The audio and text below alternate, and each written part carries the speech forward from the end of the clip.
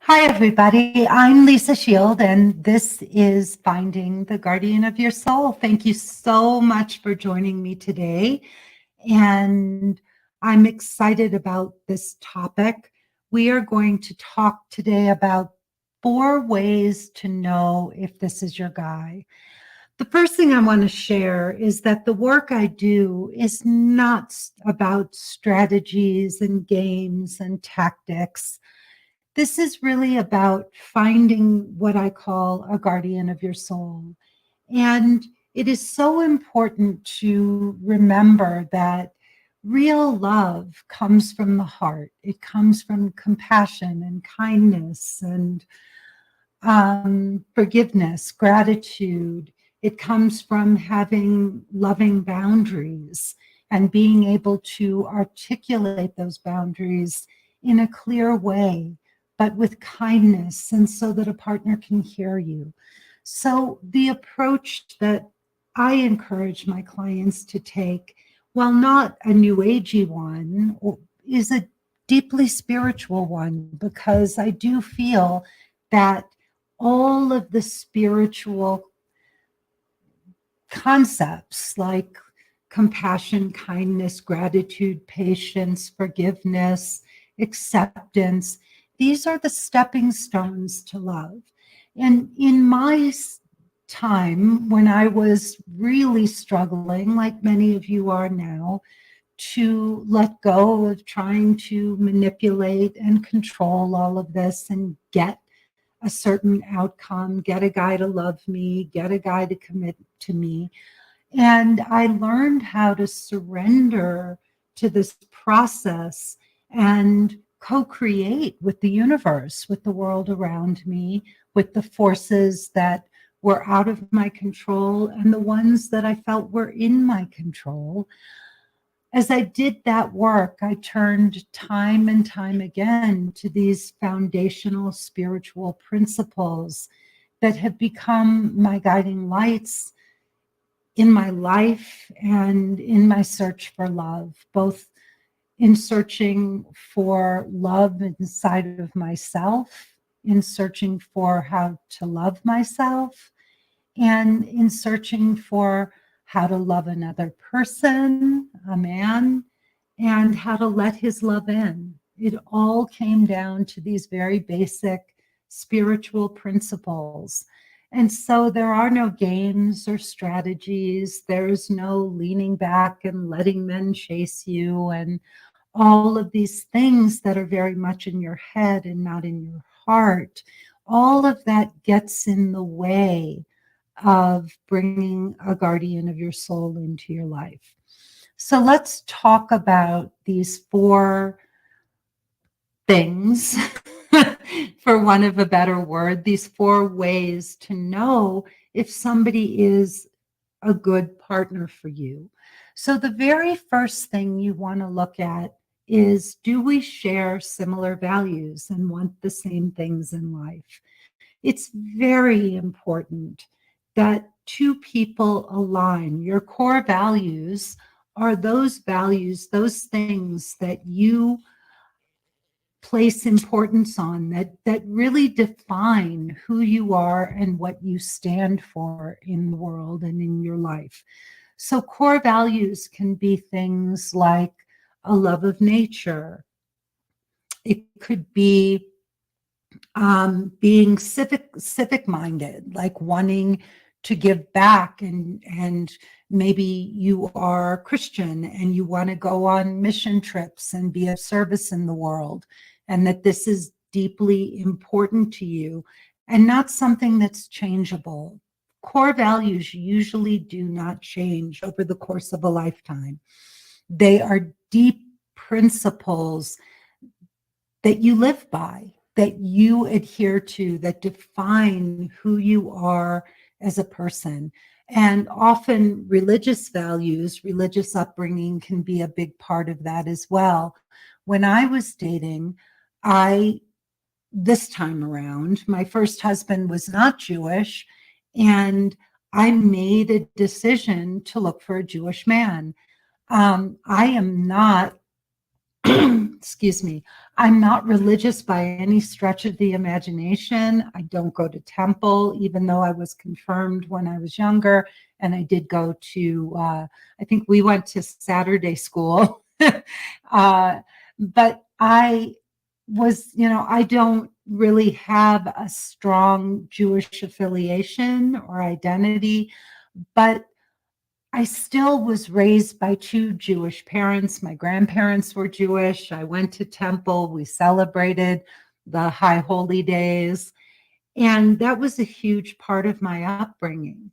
And so even though I do not celebrate any of those things now, I knew that this time around, I thought to myself, the right Jewish man who's Jewish like me would be a good fit for me, because we would probably look at the world, look at our lives in a very similar way. And so I only dated Jewish men pretty much. And my husband, Benjamin, is Jewish. I think that this was really a wise decision on my part, because I never felt, even when I was with my first husband who wasn't Jewish and wasn't religious in any way, I never felt 100% aligned at our core in the way that I do with my husband right now. I feel like we're, two halves of a whole, that we really are this almost like one person in two bodies. And part of that is the fact that we value the same things. We value education, we value culture, we value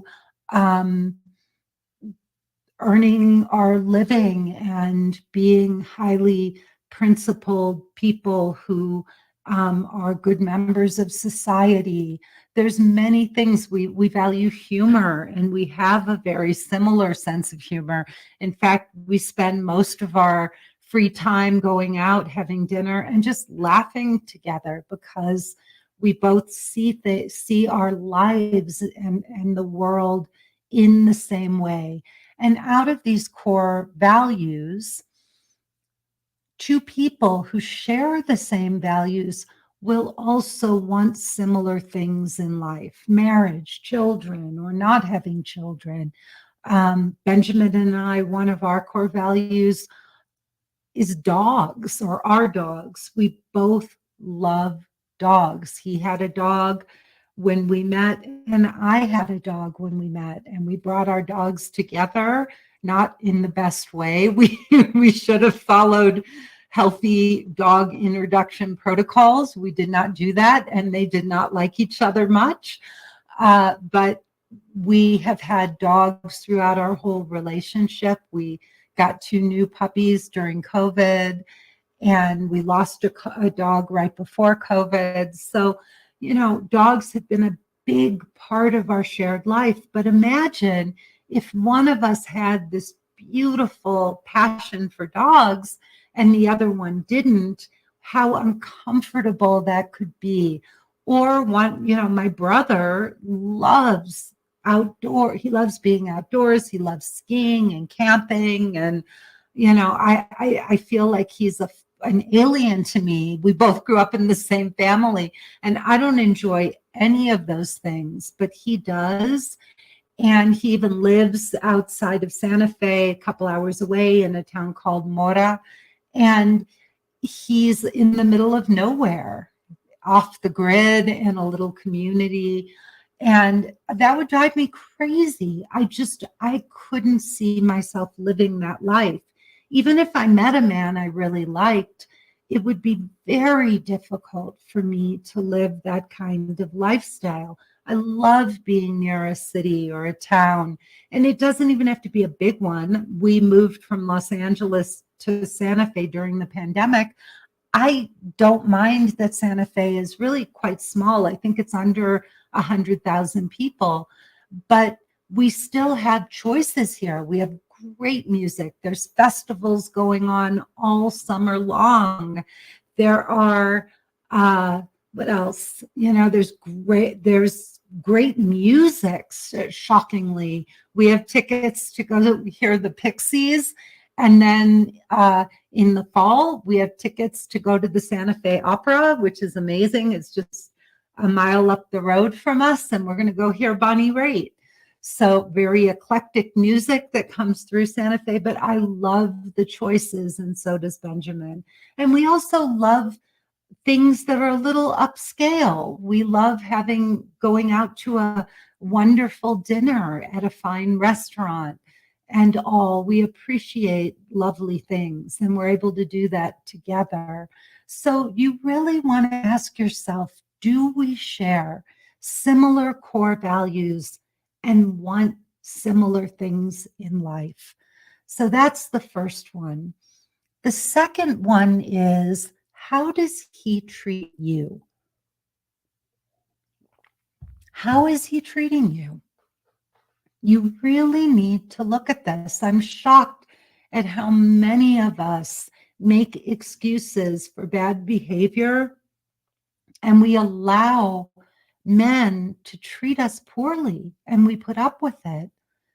And it's a sign of not valuing ourselves, or being in a scarcity mindset that, oh, well, maybe he'll come around, or as he gets to know me, or maybe I can tell him what I want and he'll improve.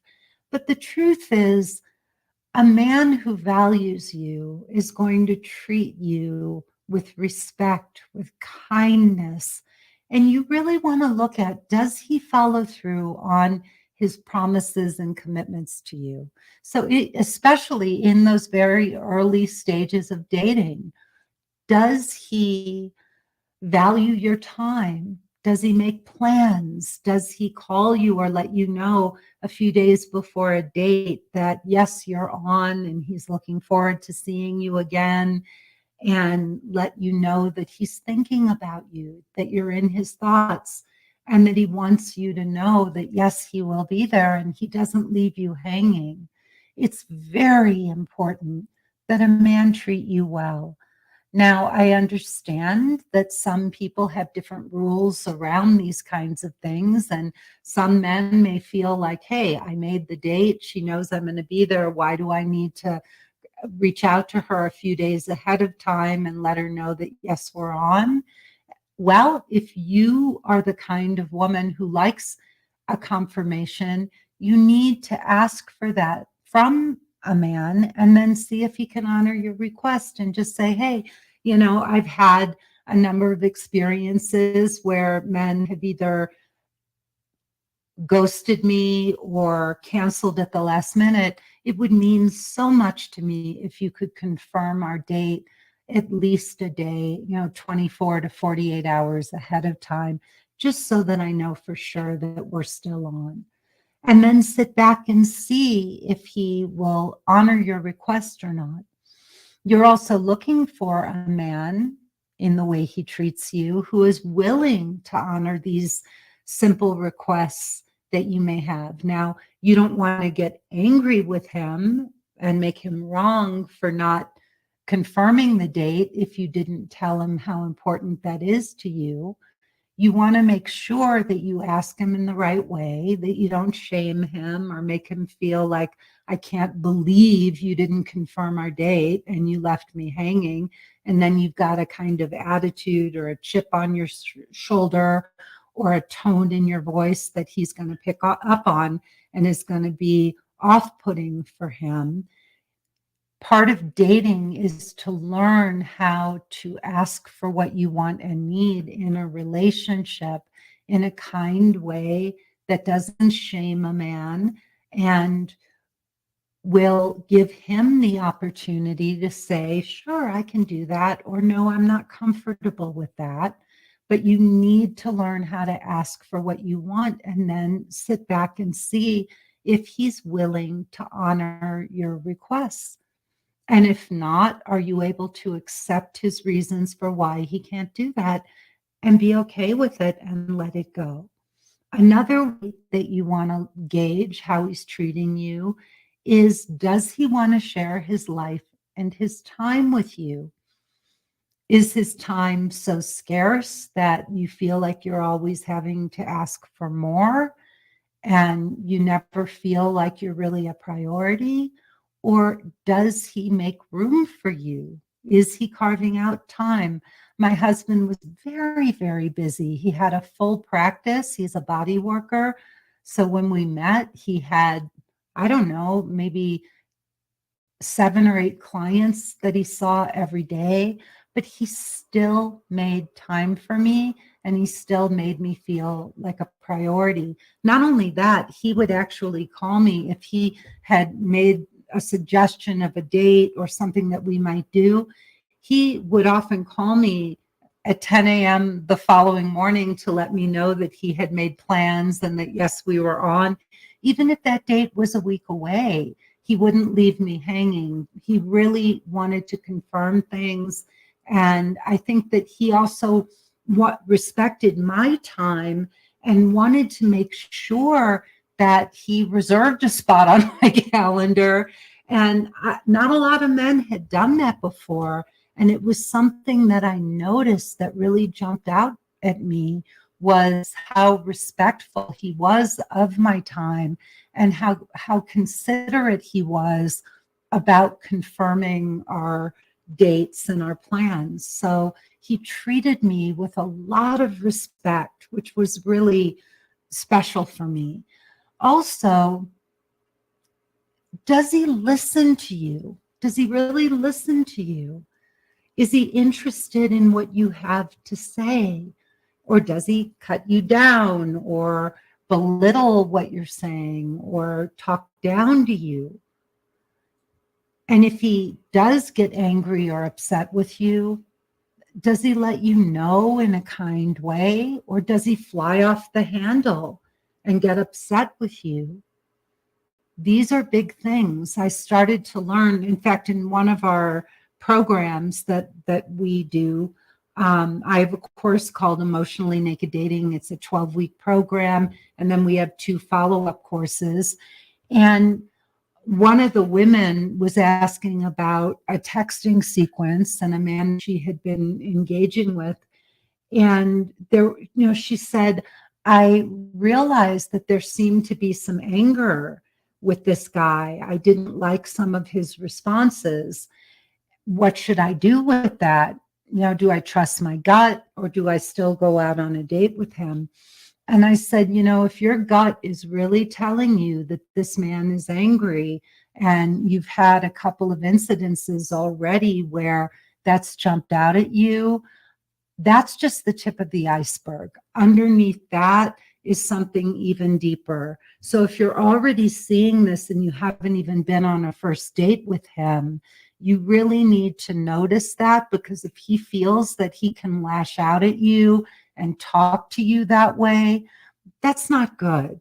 So I would take that as a sign. I would cut and run.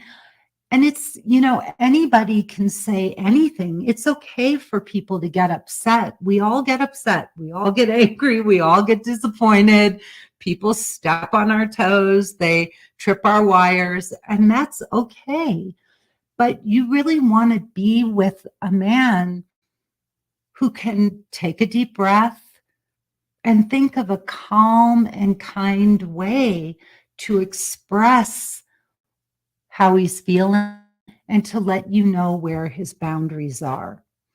My husband is the kindest man I've ever met. When we went on our first date, the very first impression, the very first thought I had about him, I looked in his eyes and I thought, oh my God, this is the kindest person I've ever met. And I could just see the kindness pouring out of him.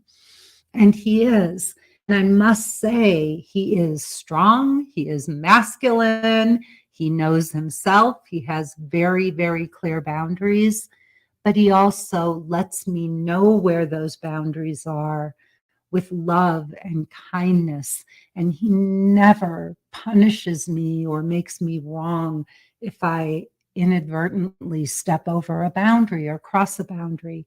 He has a very, very kind way of, but firm way of letting me know that I've crossed align, which I so love because it creates this incredible foundation of safety and trust in our relationship.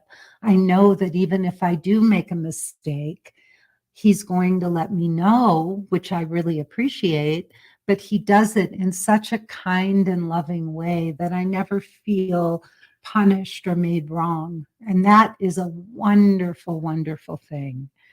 So you're looking for a man who will let you know what his boundaries are, but do it without lashing out or being mean, someone who is kind and considerate. And then the third one is, how does he treat others? How does he treat the people around him?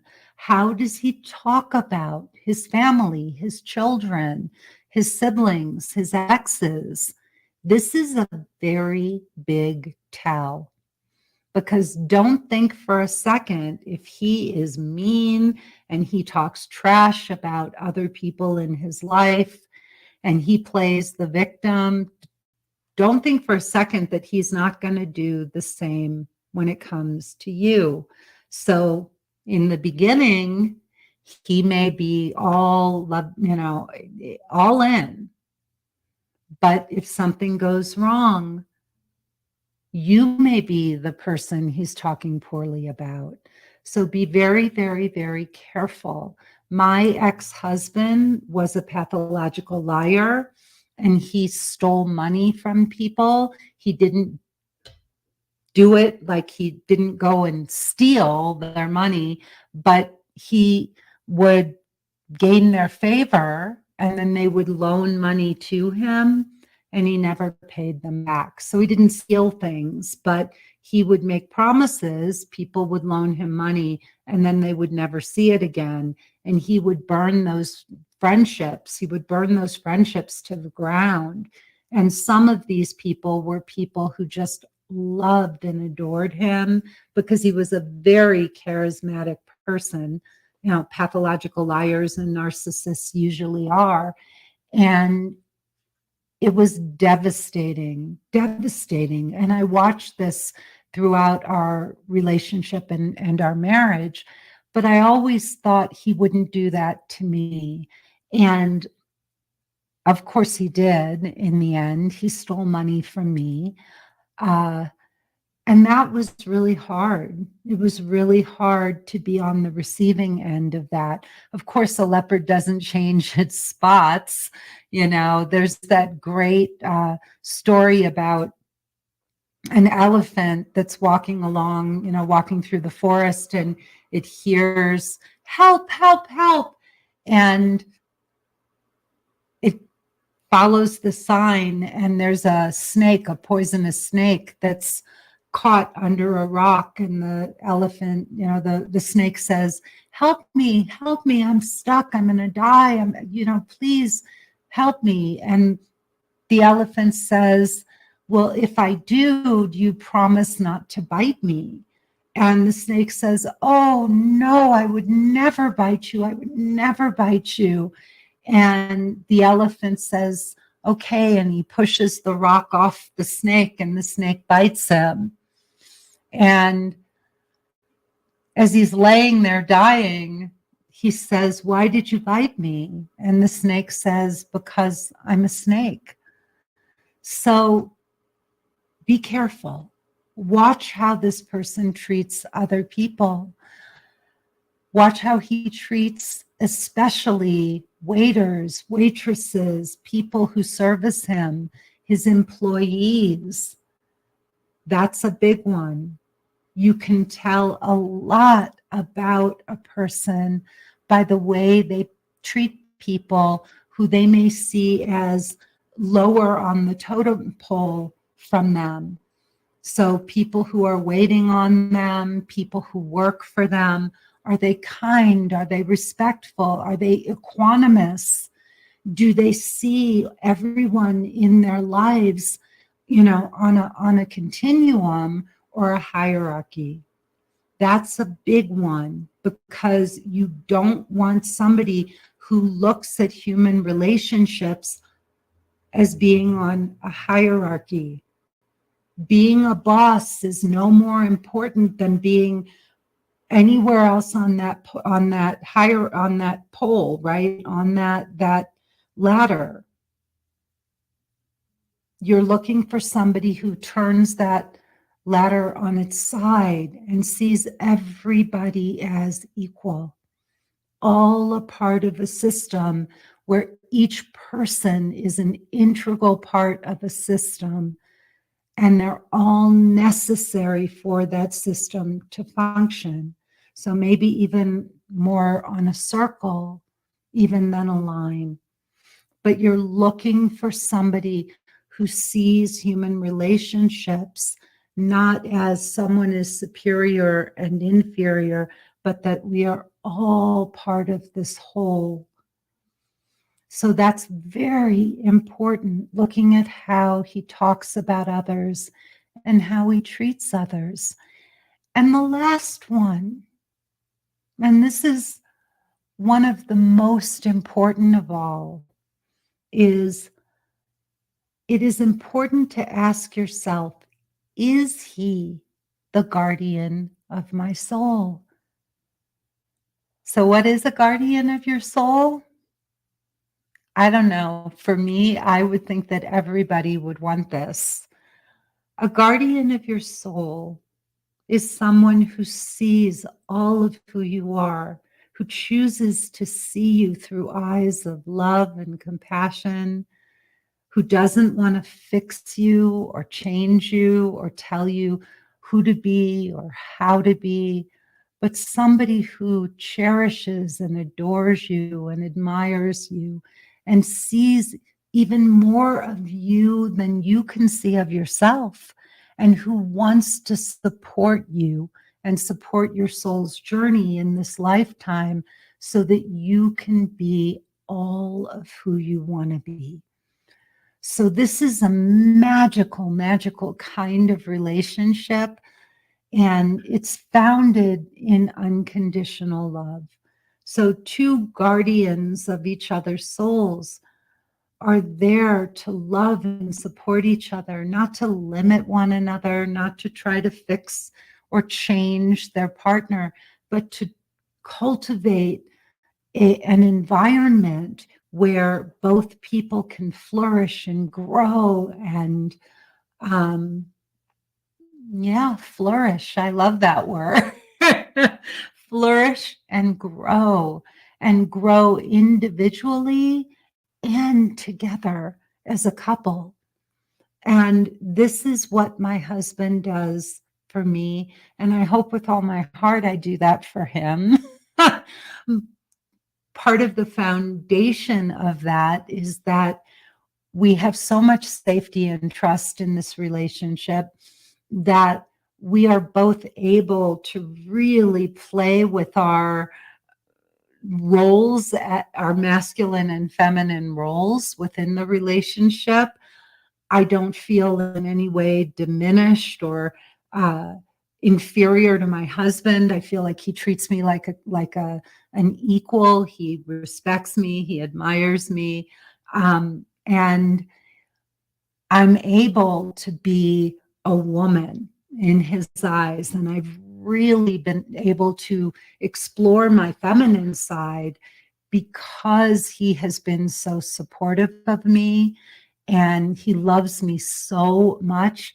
And he has been such a man in our relationship. And of course, I've made space in the relationship for him to show up as a man and to really explore his masculine side and cultivate that with me. And so together, we really support each other in all these different ways.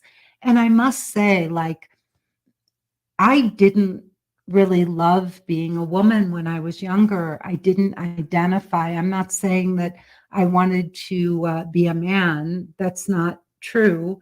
But I really never explored my feminine side. And I mean, I dressed feminine. I looked like a woman. I acted like a woman. But I don't think I really put time and energy and all into exploring what it meant to me to be a woman. And being with this guardian of my soul, Benjamin, I want to be as much of a woman as I can be for him, because it brings out his masculine side, and he loves being the man in this partnership, in this relationship, in this marriage. He loves it. He loves it. He loves finding all the things he can do for me, all the ways he can support me.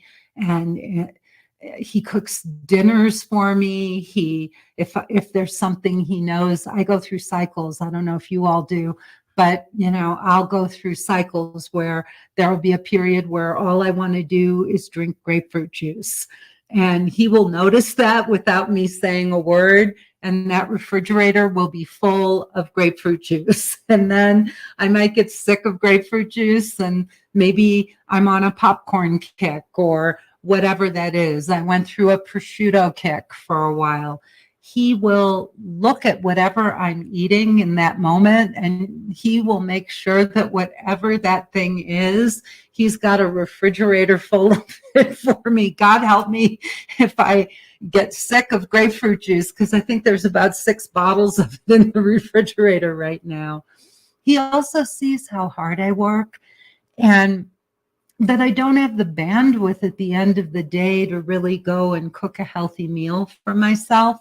And so since the pandemic, he started cooking these beautiful meals for me. The other day, I've never had it before, but he made oxtail stew. I highly recommend it. Get the recipe in the New York Times cooking section. It was outstanding. He knows I love curry, and there was about a month where he went on a curry kick, and he made me every kind of curry he could possibly make. It was incredible. So the more feminine I am and the more I bring to our relationship, the more he brings to the relationship. And it's really beautiful. But you want to ask yourself, is this man the guardian of my soul? Does he cherish me? Does he adore me? Does he want to make me happy and be my hero? And what are the ways in which I see him doing those things? How is he doing those things for me? One of the ways I knew very early on that my husband was a keeper, the very first gift he ever gave me was a AAA card. It was the cutest thing in the world. He had to renew his card. We hadn't been dating for very long, but he handed me the card, and he said, I get the very best, the premium service. And there was a place where I could add a second person. And I'm sure you probably have your own card, but in case you didn't, I put you on my card. That is a guardian of your soul. And then on our 5th date, he said to me, I really like you and I really want to get to know you. And I'm not rushing into anything, including sex. I've tried that before and it didn't work. And I want this to work. And so that also, he let me know very early on what his intentions were without me ever having to ask him.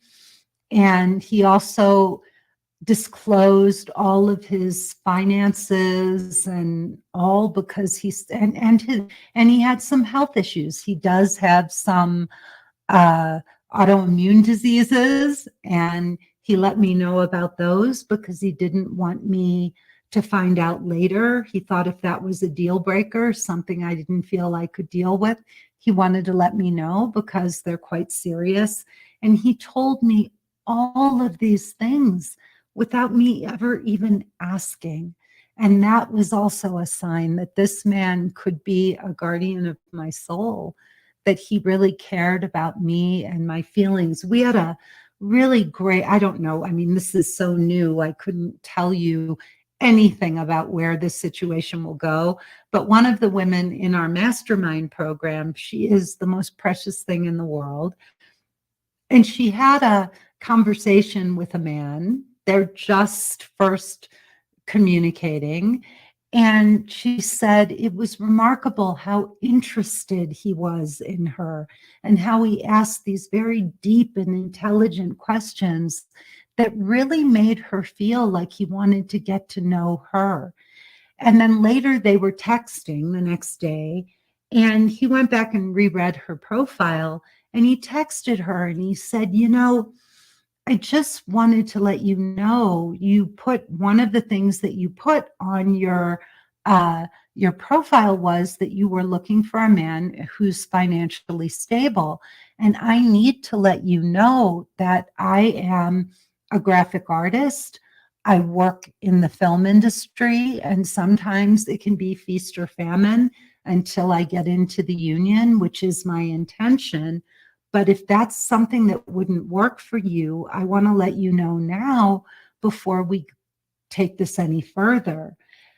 Again, that could have been a deal breaker for a lot of women, but the fact that he had been so inquisitive, so deep, so curious about her in their first conversation, and the fact that he cared enough, he was interested enough to go back and reread her profile and then come back and say, be vulnerable enough to say to her, I just want to let you know that this is where I'm at right now. I don't think it'll always be this way, but I need to let you know, because if that's a deal breaker, just like my husband was letting me know about his health issues, then she would have the option to end it right there. But he was thinking about her and her feelings.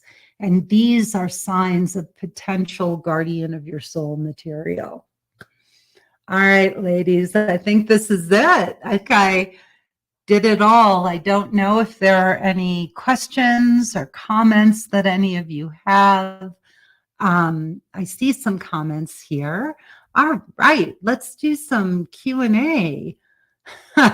Let's do a little Q&A. Well, somebody said I look beautiful. Someone else said I miss you guys.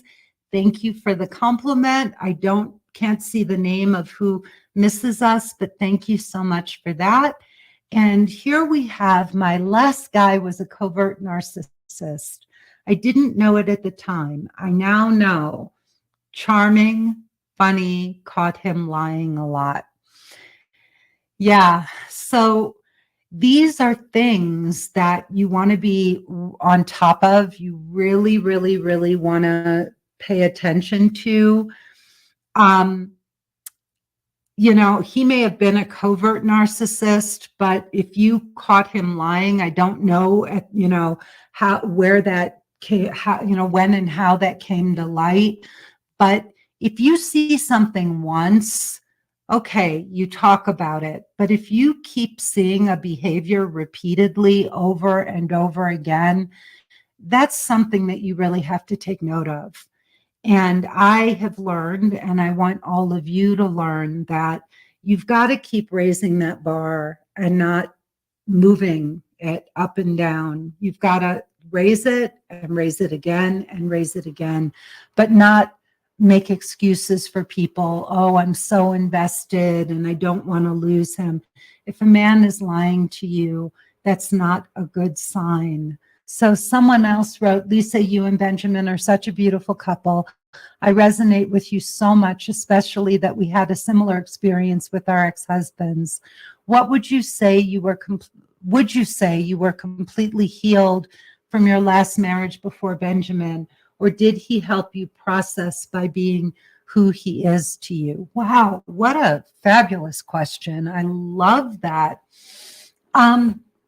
I am sure that there was a lot of healing that came from just being with Benjamin and having a man love me so wholly and completely and be such a man, show up, be a man of his word, follow through with his commitments, be a guardian of my soul. It's just nurturing for our souls to be loved in that way and in such a safe and kind relationship. Having said that, I knew when I left my husband, my first husband, I was very, very, very clear that water seeks its own level, and that when we choose a partner, whether we like it or not, they are a direct reflection of our level of consciousness at the time that we are with them. So your partners are a direct reflection, a mirror of your level of self-love and self-esteem and what you feel you deserve or don't deserve in that moment in time. So I was with my ex-husband because I didn't have my life together. I didn't know who I was. I was compromising and settling. And I knew that none of this was his fault. He is who he is. He needs to figure himself out. Your exes need to figure themselves out. And even though it's painful to be in a relationship with somebody who does lie and cheat and steal, I picked him and I chose to stay with my ex for 13 years. That was my choice. Nobody held a gun to my head. Nobody said, you have to stay. I did that for 13 years. So the only person that I can blame is me. And I was willing to look at why I made those choices. So I was able to let this go and work on myself and find the right mentors and teachers so that I didn't do this again.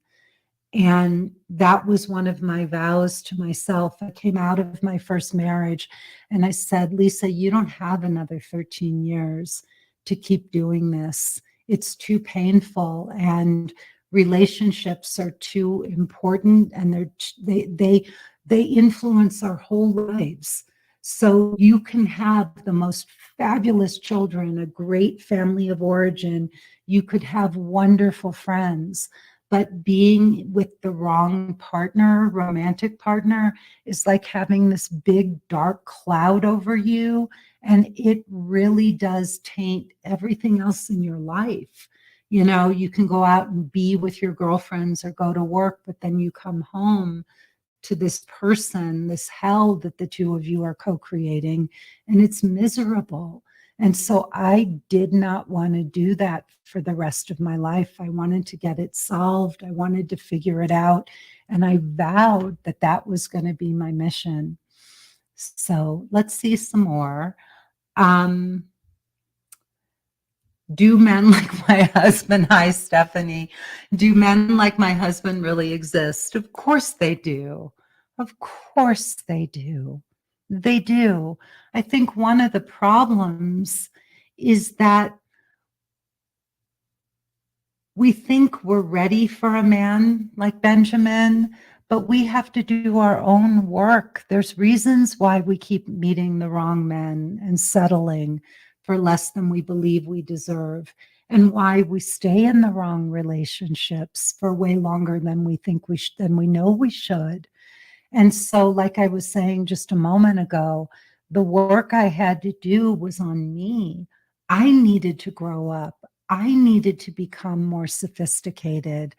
I needed to know my own worth and be able to sit across from a man that I really admired and be able to feel like, of course, he would want to be with me because I bring a lot to the table. I used to not have such high self-esteem myself. And many of you who say you want great relationships and say you're ready for great relationships, when you do meet men who are aspirational and the kinds of men you say you're looking for, a lot of you implode. You lose your power, you lose your words, you feel insecure with those men. And that's really what you need to look at. It's one thing to tell yourself I'm ready. It's another thing to sit across from a man like Benjamin on a date and really be ready. So, yeah, that's what I had to learn before I could be in a relationship with a man like that. Um, all right, everybody. Well, thank you, thank you, thank you. We had a wonderful turnout today. So I really appreciate you all being here. I do these almost every week. So please come back. You can send your suggestions for future topics to podcast@lisashield.com. You can learn more about me and the work I do by going to lisashield.com. You can give us a thumbs up or a heart here. Please do that. I love to see those hearts and thumbs up because it lets me know that I am giving you the kinds of information you want to hear and need to hear. Also, please rate and like my podcast and go check it out. You can find all the podcast episodes on my website, and you can click the button on the website to view my 45-minute presentation. Many women have said it was a game changer for them. So please check that out. And finally, I also do an episode just about every other week with my husband, Benjamin. We do that on Sundays. So please check that out as well. It's called Getting Inside the Right Male Mind. And what else do I want to tell you? If you want to work with us, if you really are sick and tired of wasting precious years of your lives, and you really do want to work with one of the top coaches in the world to just get this solved, then please stay to the end of my 45-minute presentation, because that's where you can book a call to speak with a member of my team, and we will show you on that call exactly how we can help you get this solved so that 90 days from now, you will have everything you need to know to find a guy like Benjamin. All right. You do not, Julie, need to be successful to meet a great man. You need to be a success. You need to be not successful so much in your career as you do at being a woman. So one of the things we teach our clients is how to be a superior woman, how to talk to men, how to ask for what you want and need from them in a non-shaming way that invites them to get closer to you, that sets you apart from other women, because you want to be the kind of woman who really loves and appreciates and understands men, and who can bring out the best in men. All right, everybody, so much love to you. I will see you next time. Thank you for being here, and I wish you a beautiful, beautiful day. Bye-bye.